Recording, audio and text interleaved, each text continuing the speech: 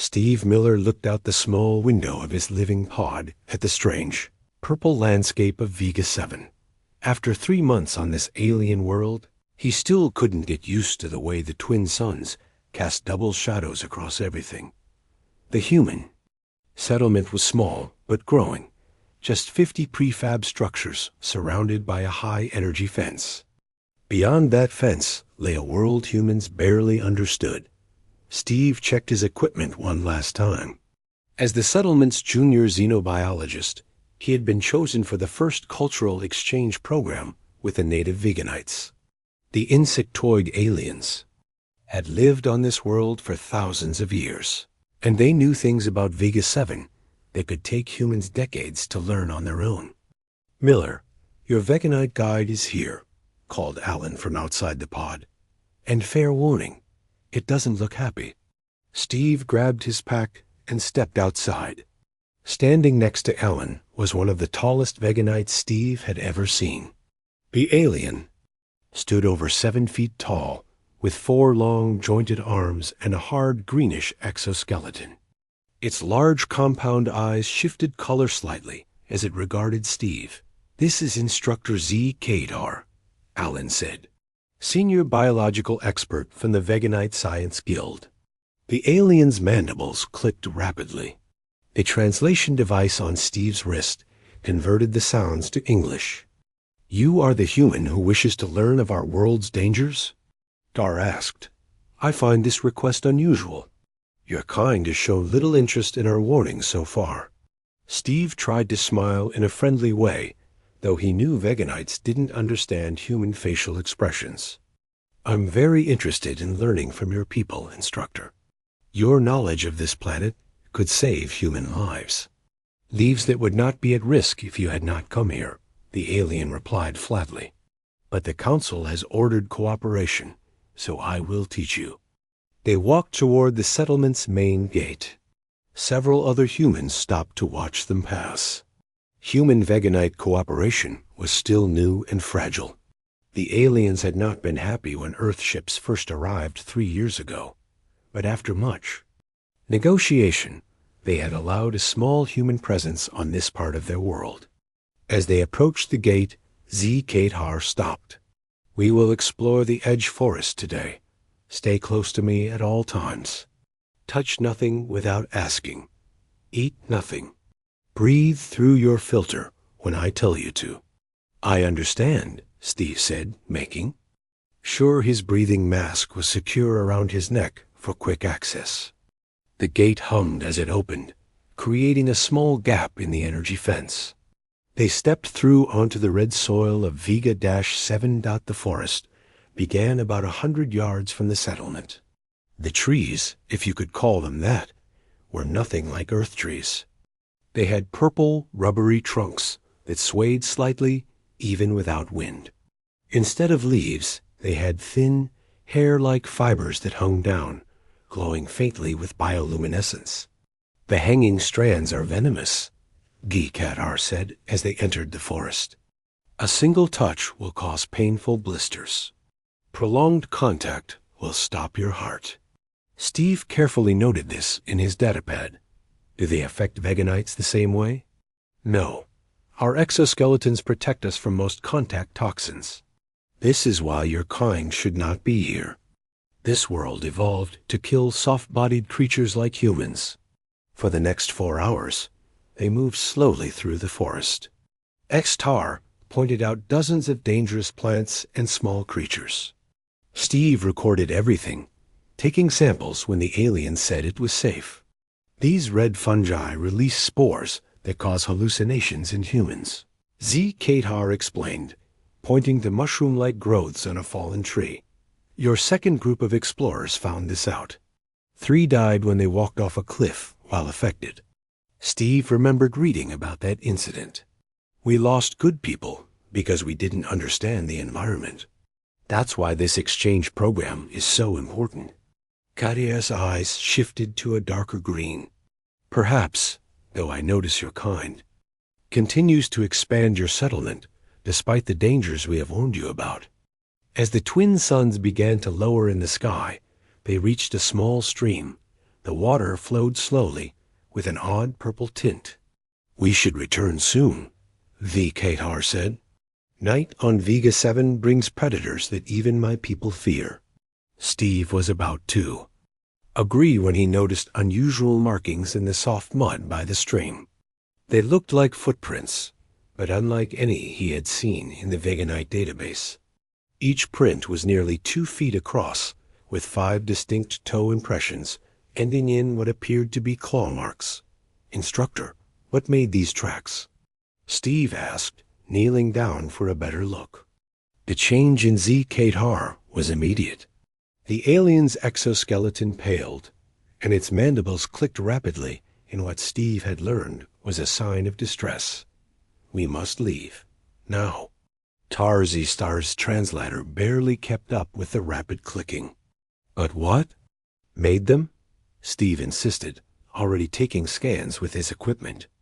"Shadowclaw," Z. Katar said, the translation coming through in a lower tone. "Apex predator, hunter in darkness. My people do not come to this part of the forest because of them." Steve's excitement grew. "There's almost nothing about Shadowclaws in the data you shared with us. How big are they? What do they eat? Are they sentient?" "They are death," Z. Katar said simply. "They hunt alone or in small groups. They are faster than you can run, stronger than your weapons, and smarter than you believe. 3 of my kind were taken by a single Shadowclaw last season. We found only pieces." Despite the warning, Steve carefully collected a sample of the soil with the footprint. "This is incredibly valuable data, Instructor. Thank you for showing me." "I did not show you. We found this by accident, and now we must leave before nightfall." Z. Katar was already moving back the way they had come, all 4 arms now holding weapons that had been hidden in its exoskeleton dot as they hurried back toward the settlement. Steve noticed the forest growing quieter. The small flying creatures that had been present all day were gone. Even the swaying trees seemed to move less. "They hunt primarily at night?" Steve asked as they walked quickly. "Yes, they see in darkness better than in light. Their scales absorb heat and light, making them nearly invisible at night." Z. Katar kept looking behind them. "Your curiosity will be the end of you, human. Some things on this world are not for studying. Some things are only for avoiding." The settlement came into view just as the second sun dipped below the horizon. The energy fence glowed blue against the darkening sky. "Tell your leaders what we found," Z. Katar said as they passed through the gate. "Tell them to increase night security. Shadowclaws rarely come this close to Veganite territories. Something may have drawn it here." Steve nodded, his mind already racing with plans. "Will you show me more tomorrow, Instructor?" Shuddar's eyes shifted to a deep, dark green. "Your species' curiosity will be your undoing." It clicked through its mandibles. "A Shadowclaw is not a creature to be studied. It is death incarnate." As the alien walked away, Steve looked down at the soil sample in his pack. Despite Z. Katar's warnings, he couldn't contain his excitement. No human had ever documented a Shadowclaw before. He needed to know more, to see one with his own eyes. In his quarters that night, Steve reviewed the scan data and made a decision that would change everything. He would go back, alone if necessary. Some questions had to be answered, no matter the risk. For the next 5 days, Steve joined Z. Katar on daily excursions into the forest. The Veganite instructor seemed determined to keep them far from the stream where they had found the Shadowclaw tracks. Instead, Z. Katar focused on showing Steve the various plants that humans could safely eat in an emergency and those that would kill within minutes. But Steve couldn't stop thinking about the Shadowclaw. At night, he reviewed the scan data from the footprint over and over. The settlements. Computer had compared it to all known predators in the Veganite database, but nothing matched exactly. Whatever this creature was, the Veganites had deliberately left it out of the information they shared with humans. On the sixth day, Captain Diane Moore called Steve to the command center. "Your Veganite instructor has filed a complaint," she said, looking tired. "Says you keep asking about dangerous predators instead of focusing on the approved curriculum." Steve tried to look properly chastised. "The Shadow Claw isn't in any of their shared databases, Captain. Don't you find that strange? The Veganites are hiding information from us." Captain Moore rubbed her forehead. "We're guests here, Miller. Pushing too hard could damage our relationship with the Veganites." "But Captain, that's enough." Her voice was firm. "No unauthorized excursions. No more questions about Shadow Claws. That's an order. Stick to the approved exchange topics with Instructor Z. Kate Har." Steve nodded, but his mind was already racing with plans. That night, he packed his bag carefully. He included his scanner, sample collection kit, emergency medical supplies, a small tent blind that would mask his heat signature, and most importantly, a variety of food samples from Earth. He had a theory about predator behavior that he wanted to test. He slipped out of the settlement just before dawn, using his security clearance to temporarily disable a small section of the perimeter sensors. The morning fog would hide his tracks from the guard tower. He had 8 hours before anyone would notice. He was missing from his regular duties. Steve headed straight for the stream where they had found the tracks. It took him nearly 2 hours of careful navigation, but eventually the water came into view. The morning suns were burning off the fog, casting strange double shadows through the purple trees. Fresh tracks lined the muddy bank, the same massive, clawed prints they had seen before, but these couldn't be more than a few hours old. Steve's heart raced as he followed them deeper into the forest, away from any area the Veganites had shown the humans. The tracks led to a rocky area where the ground rose into a series of small hills. Large caves dotted the hillside, their entrances partially hidden by hanging purple fibers. Steve approached cautiously, scanner in hand. The reading showed residual heat signatures inside one of the larger caves. Something big had been there. Recently, Steve set up his observation blind about 50 yards from the cave entrance, positioning it between two large tree-like growths. The camouflaged fabric would hide him from view, and the special material would mask his heat signature from anything hunting by temperature. Hours passed with no sign of the Shadow Claw. Steve recorded observations about the surrounding wildlife, noting how the small flying creatures avoided the area near the cave. Even the ever-present humming insects kept their distance. As the second sun began to set, Steve checked his watch. He had stayed much longer than planned. The settlement would definitely be looking for him by now. He should pack up and head back, face whatever punishment Captain Moore decided to give him. But just as he was about to dismantle his blind, a low rumbling sound came from the direction of the cave. Steve froze, his hand hovering over the scanner. A massive shape moved at the cave entrance. In the fading light, Steve could make out a creature unlike anything he had ever seen. It stood nearly 8 feet tall on powerful hind legs, its body covered in scales that seemed to absorb the light around them. As it moved, the scales shifted color slightly, blending with the surroundings. 6 amber eyes glowed in the gathering darkness as the creature sniffed the air. Its head was elongated, with a row of short spines running down its back. The front limbs ended in curved claws that looked like they could tear through metal. The Shadow Claw stepped fully out of the cave, its movements surprisingly graceful for such a large creature. It paused, head raised, those 6 eyes scanning the forest. Then it turned, looking directly at Steve's hiding place. Steve's breath caught in his throat.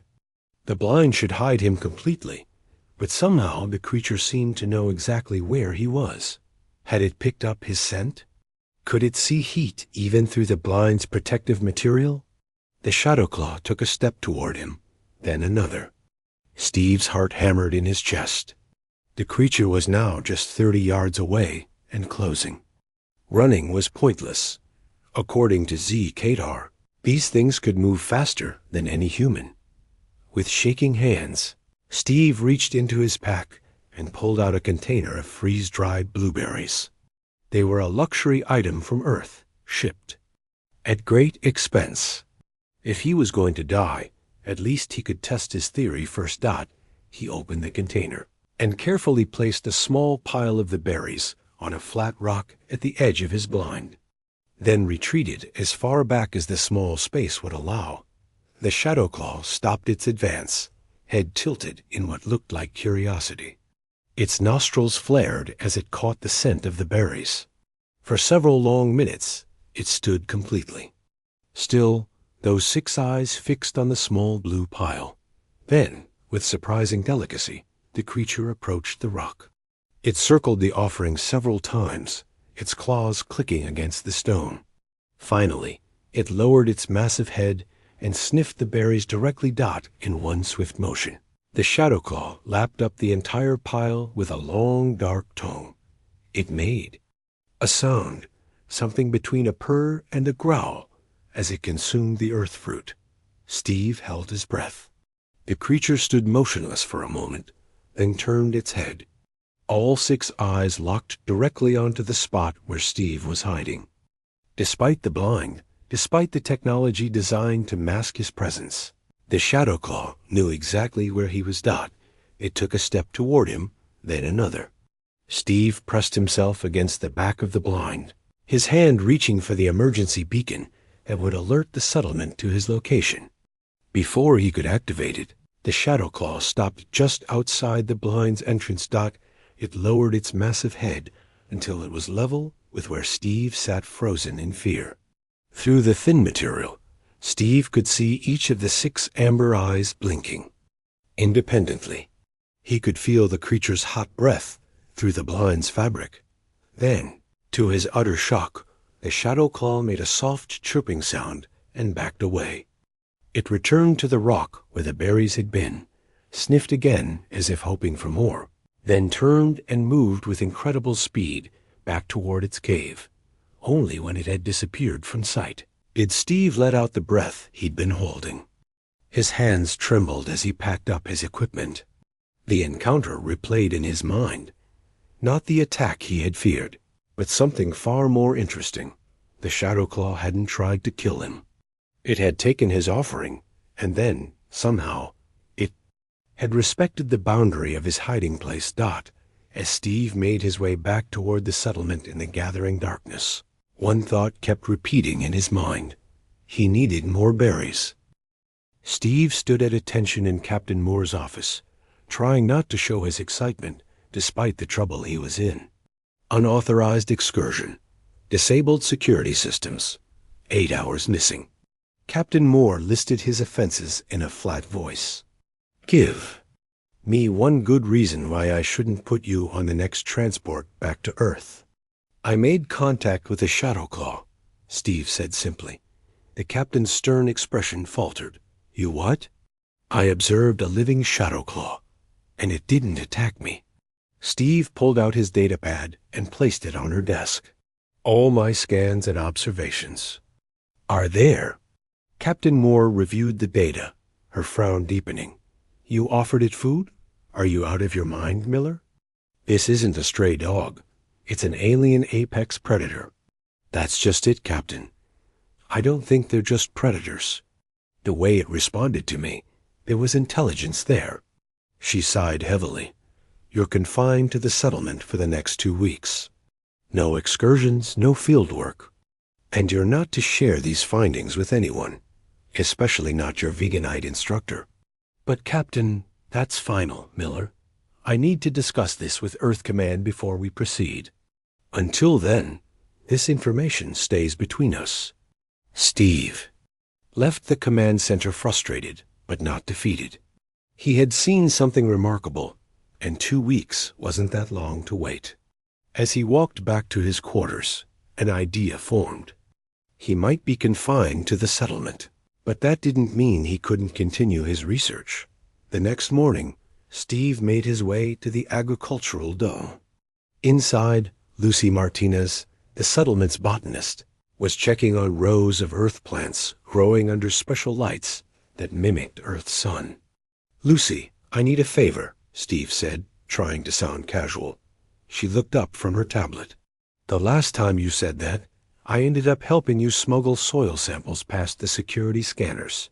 This is different. I need berries." "As many different kinds as you can spare." Lucy raised an eyebrow. "Berries? We barely have enough for the monthly ration. Why do you need them?" Steve hesitated, then decided to trust her. "I'm conducting an experiment with a native species. I think they might respond positively to earth fruits, especially berries." "Which native species?" Lucy asked, suspicious. "I can't say right now. Captain's orders." Lucy studied his face for a moment, then sighed. "You're either the bravest or stupidest person I've ever met. Probably both." She walked over to a sealed container and punched in a code. "I can give you these cranberries. They're from my personal experimental crop, so they won't be missed from the official inventory." Steve took the small container gratefully. "Thanks, Lucy. I owe you one." "You owe me several, but who's counting?" she smiled. "Just don't get eaten by whatever you're feeding." For the next 2 weeks, Steve focused on analyzing his Shadowclaw data. At night, he dreamed of those 6 amber eyes watching him.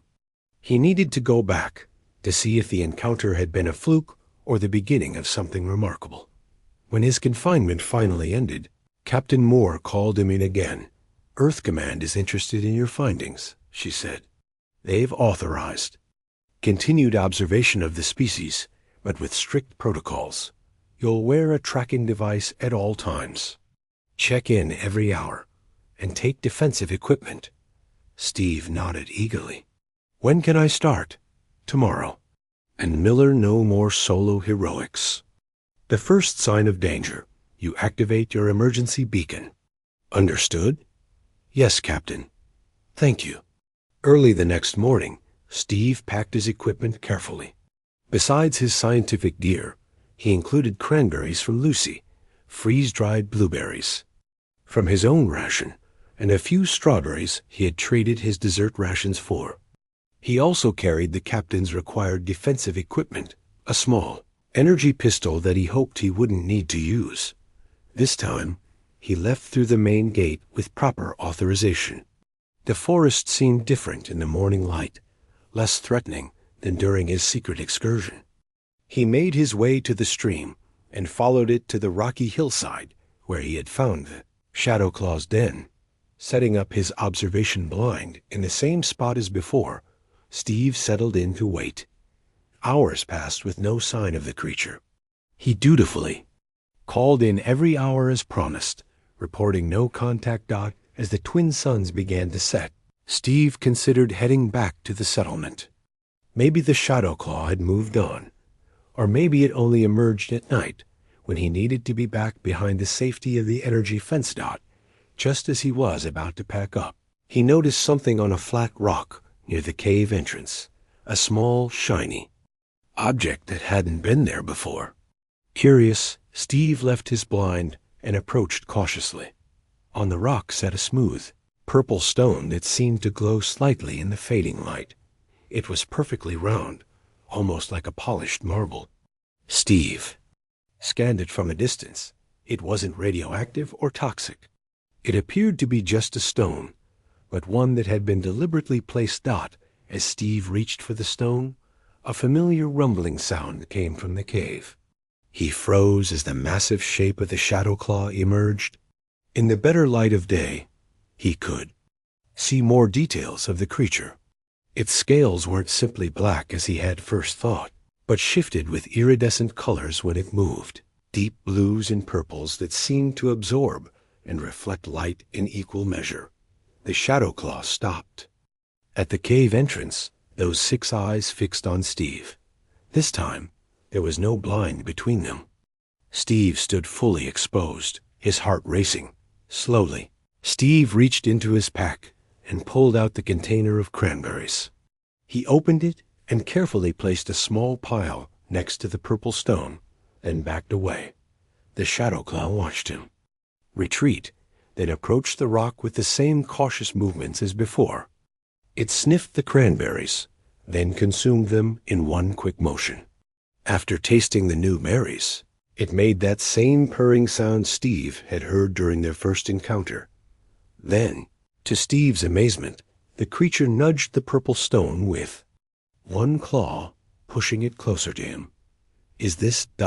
for me?" Steve whispered, hardly believing what he was seeing. The Shadow Claw made a chirping sound and backed away slightly, as if giving Steve permission to approach. With trembling hands, Steve picked up the stone. It was warm to the touch and smoother than any natural stone should be. This was a gift. There was no other way to interpret it. "Thank you," he said, holding the stone up. "I think I'll call you Barry, because of the berries." The Shadow Claw berry tilted, its head, those multiple eyes blinking in sequence. Then it made another sound, different from the others, almost like a low whistle. Steve's communicator beeped, reminding him it was time to check in with the settlement. He spoke quietly into the device, keeping his eyes on Barry. "Miller checking in. All clear. Will return before full dark." When he looked up from his communicator, Barry was gone, vanished silently back into the cave. But Steve knew this was just the beginning. He had made contact, established the beginnings of communication.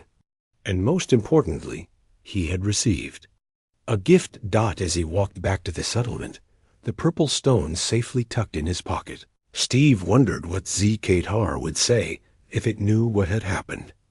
The Veganite instructor had lived its entire life in fear of Shadow Claws, never once considering they might be intelligent, even friendly. "I'll come back tomorrow, Barry," Steve whispered to the forest, "and I'll bring more cranberries." Over the next 2 weeks, Steve visited Barry almost daily. Each time, he brought different earth berries, and each time, Barry left him a new gift. After the purple stone came a strange tooth that must have belonged to another Vega 7 creature, and a small piece of shiny metal that Steve recognized as part of an earlier human expedition's equipment. Steve kept detailed notes of every interaction. Barry was learning to recognize different types of berries and seemed to prefer strawberries above all others. The Shadow Claw was also becoming more comfortable around Steve, sometimes spending an hour or more outside the cave during their meetings. Lucy had become Steve's partner in his secret project, providing him with fresh berries from her greenhouse experiments. Captain Moore knew about the ongoing contact, but had ordered Steve to keep it quiet from the other settlers until they better understood what was happening. "You really think it's intelligent?" Lucy asked one evening as they sat in Steve's quarters, reviewing his notes. "Not just animal smart, but person smart?" Steve showed her the collection of gifts from Barry. "These aren't random objects. Barry is selecting things deliberately, things that would interest me as a human researcher. That shows advanced thinking." Lucy picked up the metal piece. "This is from the Johnson expedition. They went missing 3 months before we arrived." "No. I think Barry might be able to help us understand what happened to them." A sudden alarm blared throughout the settlement, cutting their conversation short. The emergency system announced, "All personnel to secure locations. Perimeter breach." In Sector 4, Steve and Lucy rushed outside. People were running toward the command center as security teams moved in the opposite direction, toward the eastern fence. "What's happening?" Steve asked the passing guard. "Storm damaged the fence. Something got in." Steve's blood ran cold. He pushed through the crowd toward Sector 4, Lucy following close behind. When they reached the edge of the housing area, they saw the damage. A massive storm had hit earlier that day, and a fallen tree-like growth had created a gap in the energy fence. Security. Teams were gathered around something on the ground. Captain Moore stood over the scene, her face grim. "Captain, what happened?" Steve asked, pushing to the front. On the ground lay a dead shadow claw, smaller than Barry, but with the same iridescent scales. 2 energy weapon burns marked its side. It attacked one of the Veganite representatives, Captain Moore explained. Security had no choice. Another dead shadow claw lay 20 meters away. The scene was chaotic, with both humans and Veganites shouting over each other. Were there more? Steve asked urgently. 3 got in. 2 are dead. 1 escaped back into the forest. A familiar voice rose above the noise. This confirms what we have always known. Chuktar stood with a group of Veganites, its exoskeleton flushed dark with emotion. Shadow claws are mindless killers. They must be eliminated. The head of the Veganite delegation, an elder named Kravak, nodded in agreement. The High Council will authorize a hunt. All shadow claws within 50 miles of the settlement must be destroyed. No, Steve shouted, drawing everyone's attention. You can't do that. KV's compound eyes shifted to focus on Steve. Young human, your inexperience is showing. Our laws are clear. When shadow claws threaten our people directly, we may eliminate them. Steve looked desperately at Captain Moore. Captain, please. You know what I've been working on. The captain hesitated, then nodded. Everyone to the command center. We need to discuss this situation.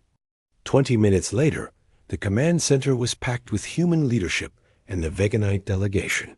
Steve stood at the front, feeling the weight of all eyes on him. For the past 3 weeks, he began, I've been in regular contact with a shadow claw. He ignored the gasps and clicks of shock from the Veganites. The creature shows clear signs of intelligence and has established peaceful communication with me. Impossible, Z. Katar clicked rapidly. They are beasts, predators. I have evidence, Steve said, displaying his datapan on the main screen. Videos of his interactions with Barry played for all to see. This particular shadow claw, which I call Barry, has exchanged gifts with me and shown no aggression. Kravak watched the videos with all 4 arms crossed against its chest. You have been feeding an apex predator and teaching it to associate our settlement with food? The translation carried the elder's anger clearly. Do you have any idea what you've done? I've made first contact with an intelligent species, Steve insisted. One that your people have been killing out of fear for generations. The debate raged for hours. The Veganites demanded the hunt proceed as their ancient laws allowed. Captain Moore argued for more research before any action was taken. Steve pleaded for Barry's life specifically, suggesting they could at least spare the 1 shadow claw that had proven peaceful dot in the middle of the heated discussion. An urgent call came from the perimeter guard. Captain, you need to see this. The group moved to the observation deck that overlooked the eastern boundary of the settlement. What they saw silenced every argument. A large group of shadow claws had gathered just beyond weapons range of the settlement at least 20 individuals of varying sizes. They made no move to attack, simply standing in a loose semicircle facing the settlement. They're preparing to assault us. K. Revak clicked nervously. We must strike first. Wait, Steve said, pointing. Look at the front. Barry stood at the center of the group, easily recognizable by a distinctive pattern on its neck scales that Steve had documented. The shadow claw was larger than most others and seemed to be directing their movements with subtle head gestures. They're not attacking, Steve said. They've been there for how long? He asked the guard. About an hour, sir. Just standing there. We've been tracking them on scanners. Captain Moore frowned. If they wanted to attack, they could have done so already. The storm damaged 3 sections of the fence. They're waiting, Lucy said suddenly. They're waiting for us to make the next move. Steve turned to the captain. Let me approach them. Let me try to communicate. Absolutely not, Kravak clicked loudly. We will not allow a human to endanger everyone with such foolishness. Captain Moore studied the situation carefully. The Shadow Claws aren't on Veganite territory right now. They're on the land allocated to the human settlement by your council. That means this is my decision to make. She turned to Steve. Take a security team as backup. First sign of aggression, you get out of there. Understood? Yes, Captain. This is madness, Z. Kadar clicked. Your species' reckless curiosity will be the death of us all. Steve hardly heard the complaint as he hurried to prepare. Lucy caught up with him at the supply room. You'll need these, she said, handing him a container of fresh strawberries from her private greenhouse. Your friend out there deserves the best. Steve took the container gratefully. Come with me? Barry knows you from the scent on the berries. You've provided. Lucy hesitated only briefly. Someone has to make sure you don't get eaten. As they approached the main gate, Captain Moore met them with 2 security officers. Remember, Miller, first sign of trouble, you get back here immediately. The gate hummed open, and Steve stepped through with Lucy beside him. The gathered Shadow Claws watched their approach, 6 eyes on each predator tracking their every move. I hope you know what you're doing, Lucy whispered. Steve clutched the container of strawberries. So do I. Steve and Lucy walked slowly toward the waiting Shadow Claws. The security team followed at a distance, energy weapons ready but not raised. From the observation deck, Captain Moore watched through binoculars, while Z. Kadar and the Veganite delegation clicked nervously among themselves. When they were about 30 yards from the gathered creatures, Barry stepped forward from the group. The large Shadow Claw moved with the same graceful motion Steve had come to recognize, those 6 amber eyes fixed on him. That's close enough, Lucy whispered as they stopped. Let Barry come to us. Steve nodded and slowly opened the container of strawberries. He placed a few on the ground and stepped back, just as he had done during their first meetings. Barry approached the offering, sniffed the strawberries, and consumed them with obvious pleasure. The other Shadow Claws watched, but remained where. They were perfectly still, except for the occasional blink of their multiple eyes. After eating the berries, Barry turned and made a series of clicks and whistles to the group. Then, to Steve's amazement, the Shadow Claw reached behind one of its neck scales and pulled out a small object. Barry approached Steve directly, stopping just a few feet away. Lucy gasped, but held her ground. The Shadow Claw extended one clawed hand, offering the object to Steve. With trembling fingers, Steve accepted the gift. It was a small carved stone, no bigger than his palm. As he turned it over, his breath caught. The stone had been carved to depict a human figure offering something to a Shadow Claw. It's art, Lucy whispered in awe. They make art. Steve held up the carving for Barry to see. Thank you, he said clearly. This is beautiful. Barry made a soft purring sound, then turned its head toward the settlement. The meaning was clear. The Shadow Claw was asking about the 2 dead members of its kind. I'm sorry about what happened, Steve said, knowing Barry couldn't understand his words, but hoping his tone would convey his sincerity. It was a mistake. We don't want to hurt people. Barry watched him for a long moment and made another series of clicks and whistles.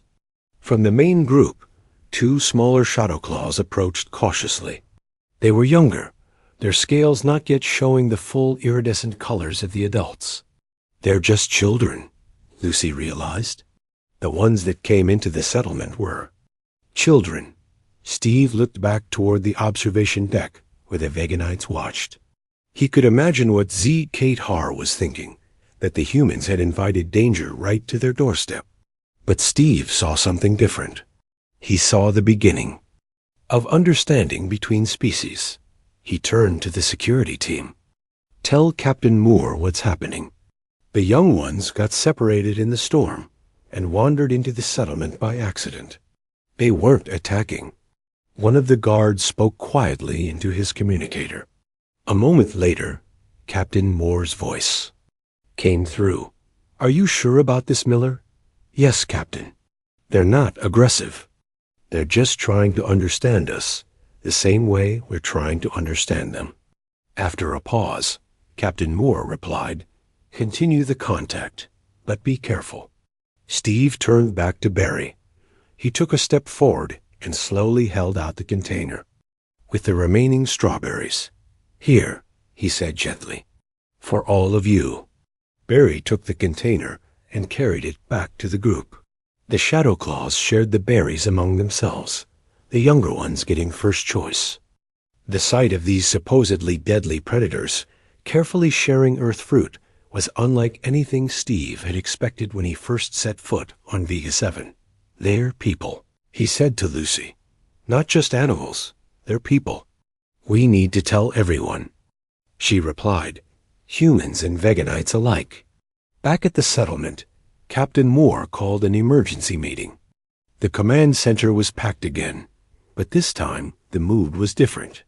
Steve stood at the front, a carved stone in his hand. "They're not mindless predators," he announced over the open-com channel so everyone could hear. "They're people." Tar moved forward, its compound eyes fixed on the carving. "May I?" it asked, extending one of its 4 arms. Steve handed over the stone. The Veganite instructor examined it carefully, mandibles clicking in. What Steve had learned was their expression of surprise. "This is tool use. Advanced cognition." Tar turned to K. Revik. "Elder, we may have been wrong about the Shadow Claws." Croc studied the carving.